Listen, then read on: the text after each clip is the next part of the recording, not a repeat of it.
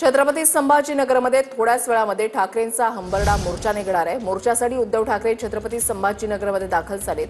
शेतकऱ्यांच्या प्रश्नांवर ठाकरेंच्या शिवसेनेचा छत्रपती संभाजीनगरमध्ये हंबरडा मोर्चा निघतोय।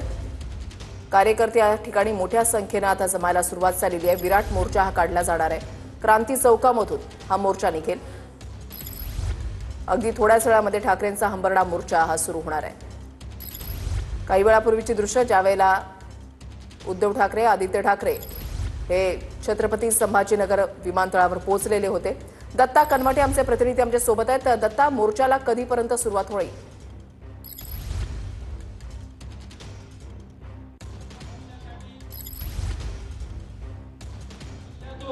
मराठवाड्याच्या प्रत्येक जिल्ह्यातून आलेले सर्व जिल्हा प्रमुख, जिल्हा संघटनिका, शहर प्रमुख, तालुका प्रमुख, उपतालुका प्रमुख। दत्ता, माझा आवाज तुमच्यापर्यंत पोहोचतोय?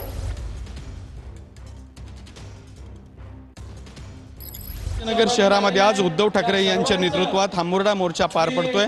आपण बघू शकता की छत्रपती संभाजीनगर शहरातल्या क्रांती चौकामध्ये आता मोठ्या संख्येने या ठिकाणी शिवसैनिक आणि शेतकरी सुद्धा जमायला सुरुवात झालेली आहेत। महिला कार्यकर्ते सुद्धा या ठिकाणी मोठ्या संख्येने आलेले आहेत। हा आपण क्रांती चौक बघू शकता। क्रांती चौकामध्ये रस्त्यावरती सुद्धा मोठ्या प्रमाणात गर्दी झालेली आहे।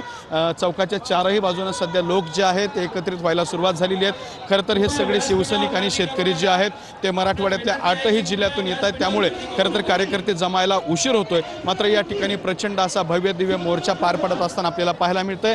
सध्या क्रांती चौकामध्ये माजी विरोधी पक्षनेते अंबादास दानवे, त्याचबरोबर चंद्रकांत खैरे, इतर आमदार जे आहेत ते सुद्धा दाखल झालेले आहेत। सगळे पदाधिकारी सुद्धा येत आहेत। काहीच वेळामध्ये या ठिकाणी शिवसेनेचे जे दुसऱ्या फळीतले नेते आहेत ते सुद्धा दाखल होणार आहेत। त्यानंतर आदित्य ठाकरे, त्याचबरोबर संजय राऊत हे सुद्धा येतील आणि शेवटी प्रत्यक्षात मोर्चा सुरू झाल्याच्या नंतर उद्धव ठाकरे क्रांती चौकात दाखल झालेले असतील आणि त्यावेळेला प्रत्यक्ष मोर्चाला सुरुवात होणार आहे। उद्धव ठाकरे सुद्धा आज क्रांती चौक ते गुलमंडी हा परिसर मोर्चामध्ये चालणार आहेत। त्यामुळे सुद्धा शिवसैनिकांमध्ये एक वेगळा उत्साह पाहायला मिळतोय आणि अगदी काही वेळातच आता मोर्चाला सुरुवात होणार आहे। धन्यवाद दत्ता दिलेल्या सविस्तर माहितीसाठी।